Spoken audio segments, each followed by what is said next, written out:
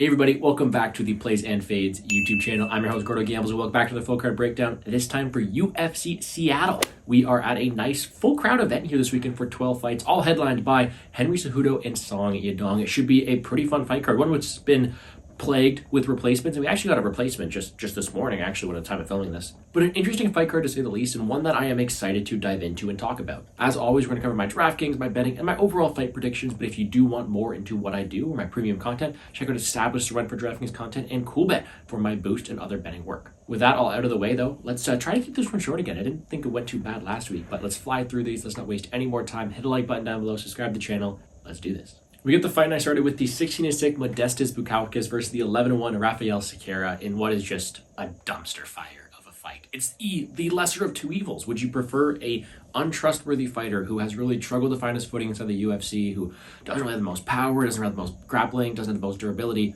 but can win minutes from the outside? Or the 11-1 unproven prospect? We've seen him once inside the UFC. He got demolished in 51 seconds. On the regional scene, tape is hard to find, but it looks like he's a decent grappling game. Who knows what we're going to get in this fight? It is an absolute dumpster fire. The point fighter from the outside I am referring to is Bukaukas. We have seen him go out there and point fight a decent amount. Low volume, but some solid point striking wins over Pauga, Pedro, and an even pretty entertaining war last time against Prakniau. But a guy who has his flaws, right? He is definitely a better striker than he's a grappler. He can be put on his back. He can lose minutes that way as well. He does have maybe not the best optics or power, which can lose some decisions as well. And we have seen him knocked out, so his chin's definitely in question. With that all said, he is the more proven commodity of the two because Cerqueira, although he has these good on-paper resumes, we haven't seen much from him. And I completely understand why people are taking the shot at him at plus 250 or whatever the line is at this point, because maybe he does have more to show. He does have that grappling pedigree, good training camp around him that could help him beat Bukaukas. Bukaukas is very beatable, but at this point in time, that first look was not very good. I think I have to favor Bukaukas based on just off the fact that I know what he will bring to the cage. I do favor him in the striking, and although Bukaukas' chin is there to be hit, Cerqueira was demolished. He was shelling up against the fence, and I've yet to really see him excel at a higher level. So I think the line's wide. Do not get me wrong, but gun to my head, if I had to choose a winner, it's probably the more trustworthy guy, at least at this point. A guy who I do favor to win the striking exchanges from distance and just be the better overall fighter on the feet who has proven more inside the UFC. However, price tag wise, I don't mind a shot on Cerqueira plus 250. That's a very solid line for an unproven commodity. And on DraftKings, he's a guy I'd much rather have. Bukaukas has multiple 56, 51 point wins. A guy who does not score very well at 9.3, or a guy Cerqueira 6.9K, whose path to victory involves potential power on the feet, but most likely wrestling, submission, and just pure dominance on the mat. He is a very, very good punt play this week. I do not mind him at 6.9K. So the pick is Bukaukas, gun to my head, but not a guy I want too much money in on the line or on the DraftKings side of things. We then move on to the 34-9-2 Nursultan Ruziboev versus the 9-2-1 newcomer Eric McConico. Ruziboev is a guy who had some decent hype around him, a huge fighter for this division, especially at 170, which he fought last time, but a guy who's got a ton of power, not the most trustworthy level of competition or ground game, but a guy who will explode to kill you on the feet, has a pretty solid jiu-jitsu game against lower level competition. I mean, plenty of Kimuras down there on the mat, but a guy who just is built off of explosiveness. McConico, a 34-year-old debutant here, has some decent skills. You know, we look to have decent power on the feet. He does throw with fight-ending intention. I've also seen him land takedowns. He does, I think, have a purple belt in jiu-jitsu, which can help him there. And a guy who's got a pretty good mix of KO wins, submission wins, decision wins. He can do all. So do I think McConico can get some wins out of the UFC? I definitely can. He beat my boy Coconut Bombs, Maki Pitolo. Breaks my heart, but still a guy who has been knocked out in both of his losses, a guy who's fought a lower level of competition where compared to Ruziboev. And although I think he can definitely have a grappling path to victory, as I do think we have seen Ruziboev exposed, on short notice against a powerful guy like Ruziboev who has shown explosiveness, who's going to be 5 inches taller, I am going to have to side with Ruziboev having the power advantage and just the ability to be a wrecking ball in there. His athleticism carried him to victory, and I do think that although McConico may have some success, overall the guy who thinks more impactful shots in the feet, the guy who probably has more knockout upside here as well, is going to be Ruziboev, and although I probably won't play him at this price tag, which will be a trend on this card, is a guy I'm going to look to pick to get the night started. We are picking Ruziboev. With that being said, though, I have a lot of interest on this fight on DraftKings. Whether it be the early success of Ruziboev, we have seen him score 105 and 98 so far. I do think a knockout is on the table. McConico, like I said, his path to victory is probably grappling related. It's probably going to be shooting for takedowns. So he's definitely a punt play to go towards. However, if you want to compare between Cerqueira and McConico, I do expect Cerqueira to have the higher ceiling, but also more popularity. So I think he's a pure pivot play in the bottom range. I do think he can win this fight. I just don't expect it to happen at a high of a clip. I have to trust the level of competition, the athleticism, and just the size and power of someone like Ruziboev on the feet, and do think he's a solid tournament play on DraftKings. Then we have the shortest of notices in this one, this was announced just recently. It's going to be done on 4 days' notice here. Austin Vanderford, 12-4, signing with the UFC, taking on 12-5 Nikolai Veretennikov. Very interesting fight, one that I was not expecting at all. This one will be at catchweight, and I'm excited for it. You know, it's interesting to see these two guys in here, especially Vanderford, signing to the UFC. If you guys don't know who he is, it's Paige Van Zandt's husband. Bellator guy, a guy who has had some decent success over there, did challenge for a belt, but a guy who will be a primary wrestler, a guy who will go out there, shoot takedowns, be aggressive. And I do think he's fought a really good level of competition over there in Bellator, but what we have seen in his 2 losses there was he was knocked out. It seems like he's a guy who is able to go out there, land takedowns, able to have very good top control, solid cardio, and can strike, but the chin is a durability. He doesn't have the most power in his own right either, and he's more of a brawler when it comes to those exchanges. Veretennikov has had some tough success with UFC opponents, Barlow, Morales, he's fought some good guys, but he is more of the striker of the two. He will be more comfortable on the feet. He is the better distance striker. He is the better technical fighter, and he is someone who will probably win at range. However, we have seen him taken down, we have seen him controlled, and that is something that Vanderford probably wants to do in this spot here. So, in what is a typical striker versus grappler matchup, probably, is it going to be the takedowns of Vanderford that really carry him to success here? Or is it going to be the takedown defense and overall striking game of Veretennikov? I'm a bit perplexed at it. I mean, both of you guys have their flaws. I'm definitely not a fan of how Vanderford closes distance, or how he does get to be a bit reckless in those exchanges, and I do think Veretennikov could knock him out.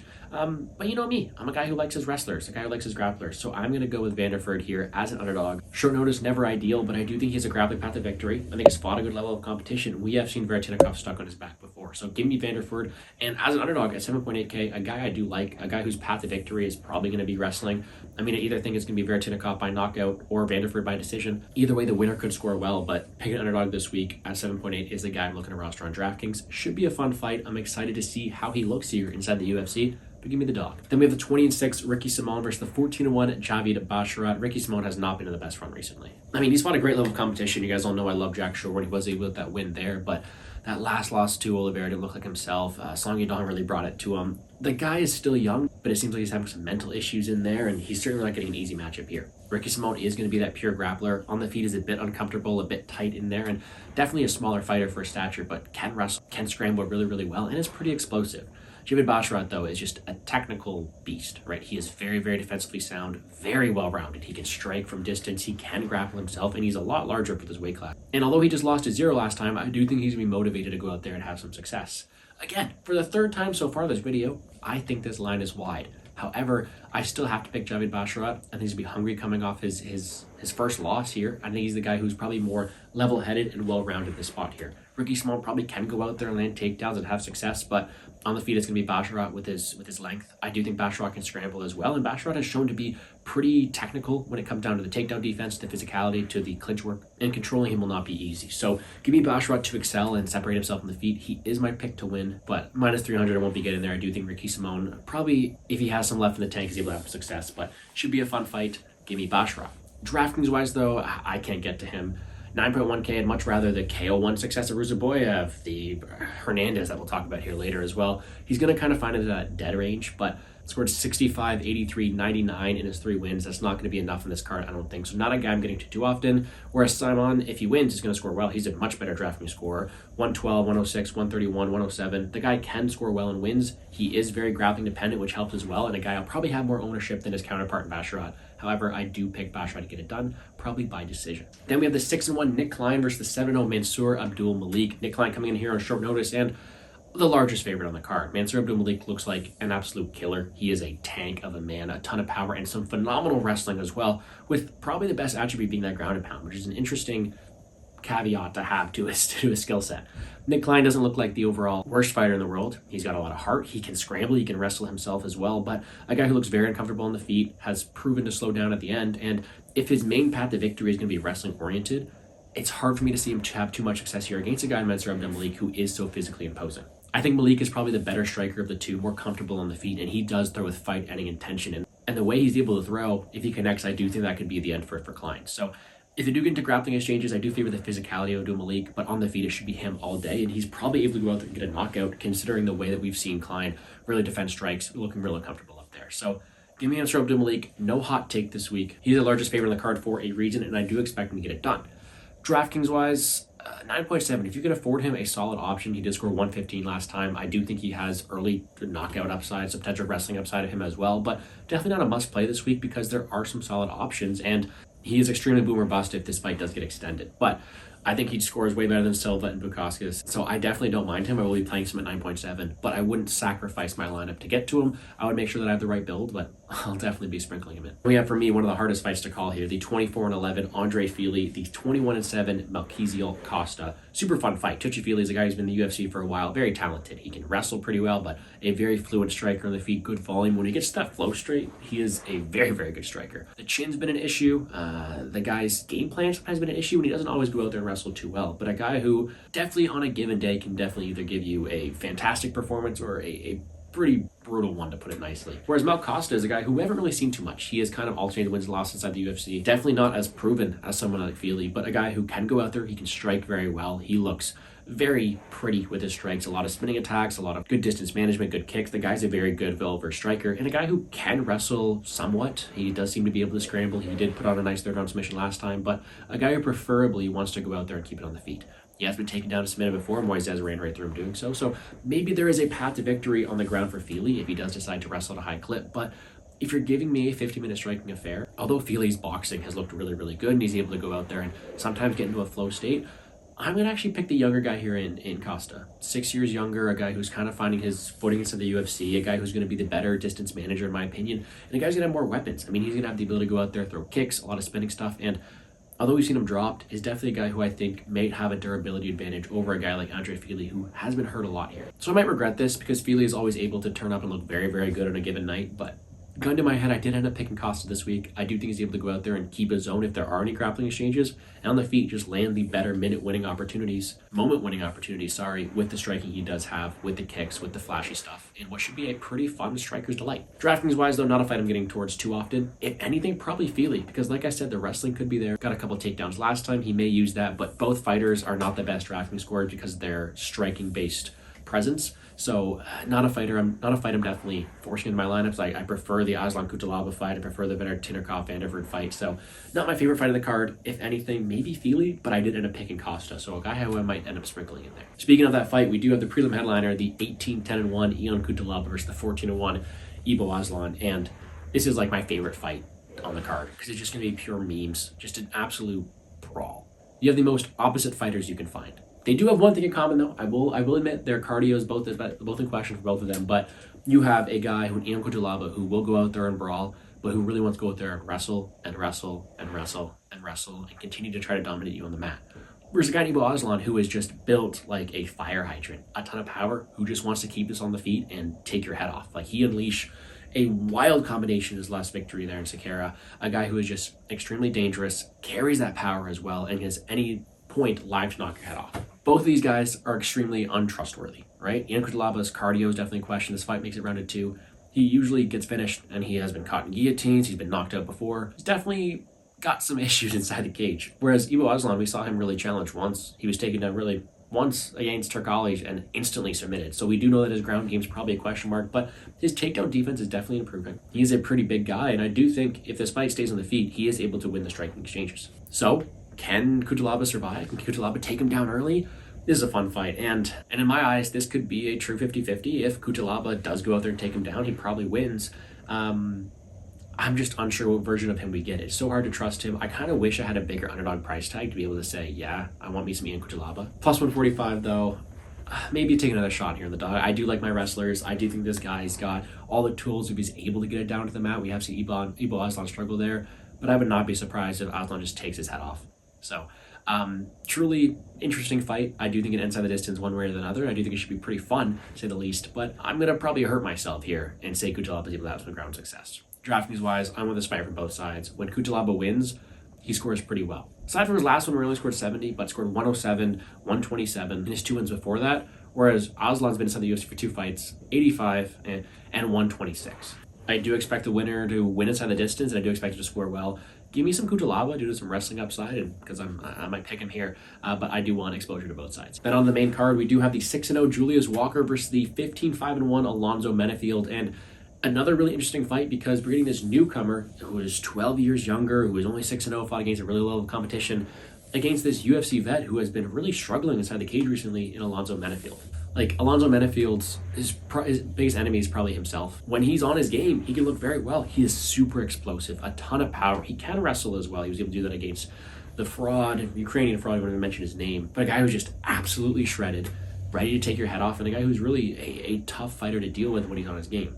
Julius Walker, again, has fought a horrible level of competition. He's coming off the regional scene, a young fighter with a great frame for the division, but nothing that really absolutely blew me out of the water. He has yet to face anybody with true credentials out there. He's got decent power, decent hands, but nothing that really sets him aside here. So to me, I could see Menifield having mental issues inside the cage, and Walker's able to catch him with something, able to knock him out, potentially take him down, but I think this is Menifield's fight to lose. I think he has all the skills, all level of competition. We see what happens when he takes a step down, destroying Sharon early, destroying Mozarov early. I do think this is Menifield's fight to lose, and I am going to pick him to win here. It's hard to trust him with too much confidence this week. He is a guy who does make himself untrustworthy inside the cage, but a fight where he should win, I do think I'm going to get it done.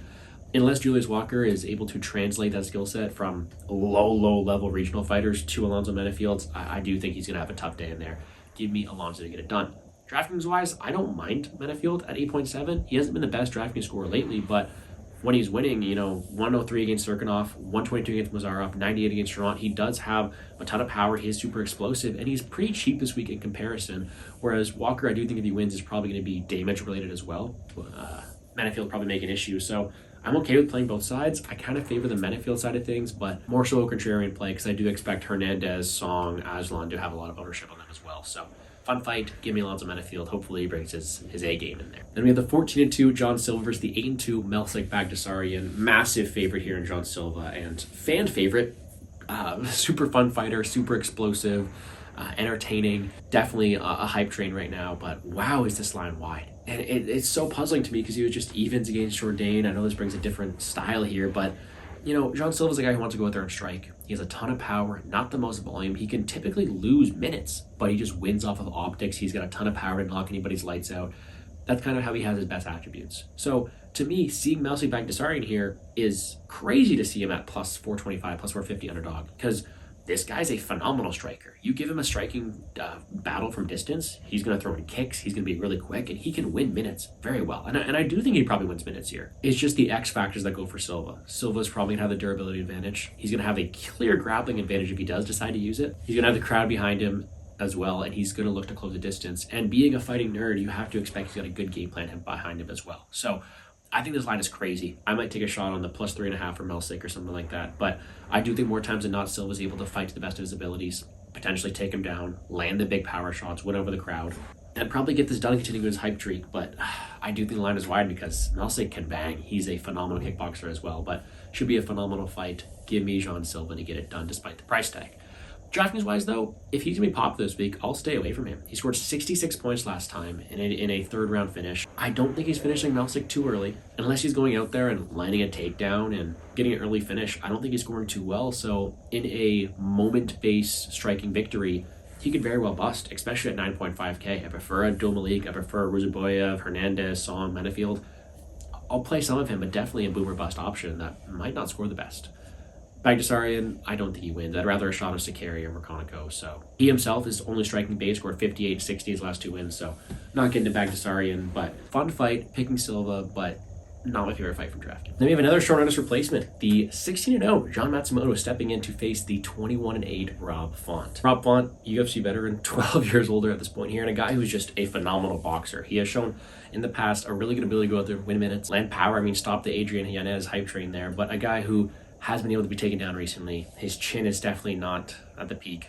He is able to get rocked. So a guy who definitely has his flaws, but facing a 16-0 John Matsumoto, he's going to have a clear experience advantage, and I do think it's going to make it for a very interesting matchup. Matsumoto's been able to win some pretty close decisions recently, fend off takedowns, get some takedowns of his own, and be the better minute winner and volume striker on the feet. And, the guy's got goods. 25 years old, he's still really coming into his own, and he's extremely well-rounded. I do think he's going to get a ton of wins here inside the UFC, but this is certainly a tall task. Matsumoto's cardio looks great. I do think he can compete with Font in the striking, but I think Font might have an edge in the boxing from distance. I do think he's able to go out there and win minutes that way too. It's going to come down to, can Matsumoto either knock him out in the feet because Font is there to be hurt, or take him down and dominate on the mat. Font is very easily controlled down there. He is very easily taken down. Carla Phillips did that early on in that fight. Sandhagen was able to do that for all 25 minutes. The clear path to victory is there. Depends if Matsumoto is able to use it. So another fight where I see the line is wide. I think it should be a lot closer. I was this close to picking Rob Font. I just can't trust him too much. I can't trust his durability. I can't trust his ground game. And I do think the 25-year-old will fight with a good camp behind him, with a good game plan, and probably be able to take down Rob Font and lay some damage on him. So super close fight. I am going to pick John Matsumoto, though. I do think at 12 years younger and all those advantages he does have, he should win this fight. DraftKings-wise, because he has grappling upside and finish upside, 8.6K is a very sneaky play. I don't think he's going to get too much ownership considering the people around him and considering his box score. I mean, 78, 92 in his last two. Font allows a lot more DraftKings points, especially on the ground here. So I'll play him. A ton of takedown upside, should score very well. Whereas Font's also a guy I want to sprinkle in because he's got so much volume. He's fought a way better level of competition. He has scored very, very well in his past fights as well. And definitely a guy I'm not counting out. So give me this fight as a whole on DraftKings, but I did end up slightly picking John Matsumoto this weekend. And then a fantastic co-main right here. The 13-2 Anthony Hernandez versus the 24-6 Brendan Allen. Actually a rematch for these two who have fought before. And I watched that fight. It was a grappler's delight. Both guys are scrambling very well. It looks like Anthony Hernandez has just got baby oil on him the way he's slipping out of these positions. But it was a super fun fight with a ton of scrambles. One where Allen was in a ton of dominant positions early. Allen is a phenomenal grappler and wrestler. But Hernandez does what he does best. He's got phenomenal cardio. He wears you down. He takes you down over and over again. He gets in these dominant positions. He threatens submissions. Hernandez has a ton of hype behind him, and for very good reason. He is just a fun fighter to watch because he breaks people. He's kind of like the grappling style of Marab at these higher weight classes. He sticks on you like glue and does not let you go. So super, super fun fight. You have to favor Allen on the feet. You have to think that Allen's maybe able to win that first round because he himself is a phenomenal grappler. He's probably able to threaten things. And he's probably being the more physical fighter of the two. But as the fight goes on, Anthony Hernandez doesn't get tired. He takes people down. He dominates them on the mat. He doesn't let you go. He's also extremely slippery. Is probably able to get out of positions and reverse them on Allen. Just a phenomenal fighter. And I'm all aboard the hype train. I love me from Fluffy Fernandez, and I do think he's able to get this done. I do think Allen's maybe able to win that first round because Hernandez kind of wins off of cardio.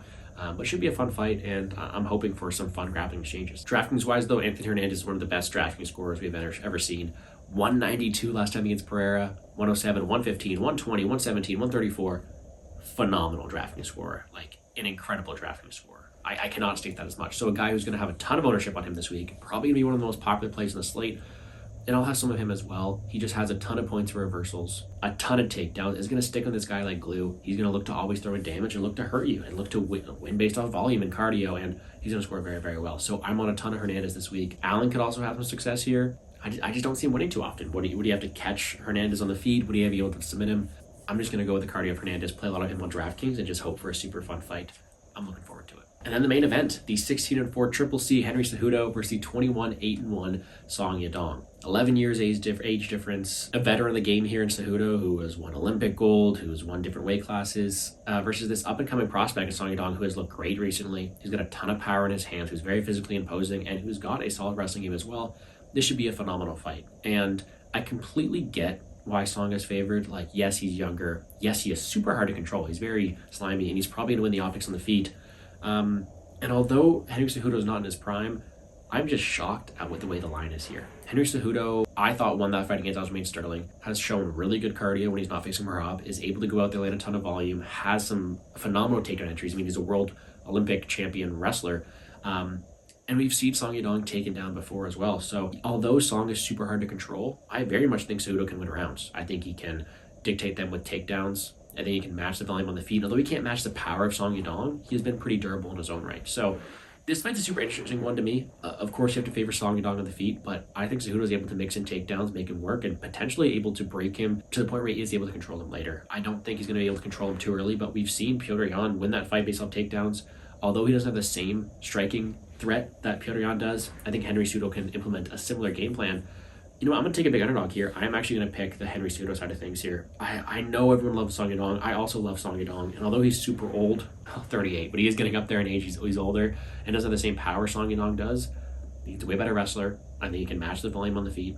And although Song Yadong is super good at getting up, he's also able to lose moments and minutes on the scorecards by being taken down in the first place. So I'm going to trust the wrestler, if his heart's in it, to hopefully go out there and land a ton of takedowns and score well. Give me Henry Cejudo. Not the most confident pick, but I'm just surprised the way the line is, and I have to give some respect to Triple C here. DraftKings wise, because of that, 7.3K, give me some Henry Cejudo. A ton of wrestling upside, has scored very well in the past because of it. And I don't think he wins this fight without landing a ton of takedowns. So at 7.3K, 5 rounds to work, takedowns there, I'll be playing a ton of him. Song Yadong, I don't think he knocks him out. He does have 5 rounds to work, so he could look like a solid play. 107 against Gutierrez, 103 against Simon, 105 against Moraes. He could score well as well. But considering picking the dog, I'll have a ton of fun lineups where I'm able to get some Cejudo in there, or some Cutelaba, or some Vanderford, all these grappling-oriented fighters that I can pair with some other guys up top, like a Hernandez. I think it go very well. So give me Henry Cejudo as one of my favorite plays on this slate, DraftKings-wise. Should be a fun card. That's going to do it for me here on the Plays and Fades YouTube channel. And quickly running through my quick picks. We're taking Henry Cejudo, Anthony Hernandez, John Matsumoto, John Silva, Alonzo Menifield, Ion Cutelaba. I can't believe I'm saying that out loud. Melt Costa, Mansour Abdul-Malik, Javid Basharat, Austin Vanderford, Ruziboev, and Modestas Bukaukas. DraftKings-wise, if you can afford him, I do like Abdul-Malik, especially if you're playing Cejudo. You can play some Abdul-Malik, and I really do like Anthony Hernandez and Ruziboev up top. In the mid-range, Matsumoto is my favorite pivot play because he has a ton of great takedowns, and I don't expect him to be too popular. And then those 2 fights in the middle, Aslan Cutelaba, Veretennikov, Vanderford, I expect the winner to score very well. Either the power-based finishers, the knockout threats in Aslan and Veretennikov, or the grapplers of Cutelaba and Vanderford. I expect the winner to score very well. You know I love my grapplers, so I will be playing some Vanderford and Cutelaba. Underdog-wise, I love Cejudo. And if I'm throwing dart throws, it's going to be on McConico and Cerqueira. Probably Cerqueira the most to go out there and potentially pull off a big upset. Betting-wise, haven't bet much. I'll probably end up betting at least a half unit on Henry Cejudo at these odds. I'll play some violence in a lot of these spots here, but be sure to check me out on Twitter at gamblesgordo to see my full card of bets. I appreciate everybody for tuning in. Make sure to check out Established Run. Make sure to check out Cool Bet. I appreciate you guys. Hit the like button down below, subscribe to the channel, show some love, and let's make some money, guys.